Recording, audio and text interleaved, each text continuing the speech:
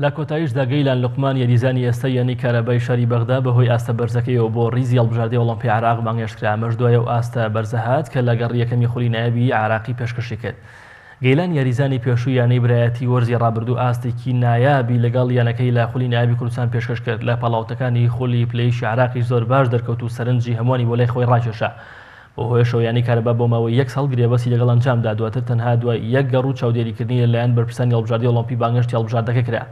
سەرپەرشتیە لەگەڵ هەڵبژاردەی ئۆلۆمپی عێراق کە مەهدی کەریمە پەیوەندی بە گەیلانەوە کردووە، پێی ڕاگەیاندووە بە فەرمی بۆ ریزەکانی هەڵبژاردەکە وەرگیراوە لە چەند ڕۆژی داهاتوودا پەیوەندی بە کەمپی مەشق و ڕایەنەرەکانی هەڵبژاردەکەەوە دەکات.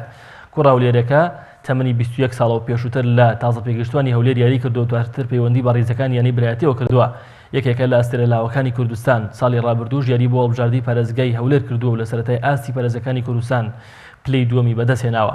هەڵبژاردەی ئۆلۆمپی عێراق لەلایەن عەبدولغەنی شەهەد سەرپەرشتی دەکرێت. دوو یاری دۆستانی بەرامبەر بە ئۆلۆمپی بەحرین ئەنجامداوە، بەڵام بۆ زیاتر ئامادەکاری ئۆردوگای مەشقی لە قەتەر دەکەنەوە و پاڵەوانتی ئاسیای خوار 23 ساڵان لە مانگ یەکی ساڵی داهاتوو لە بانکۆکی پایتەختی وڵاتی تایلاند بەڕێوە دەچێت. خاوەن پلەکانی یەکەم و دووەم و سێیەم بۆ ئۆلۆمپیادی 2020 لە تۆکیۆ سەردەکەون.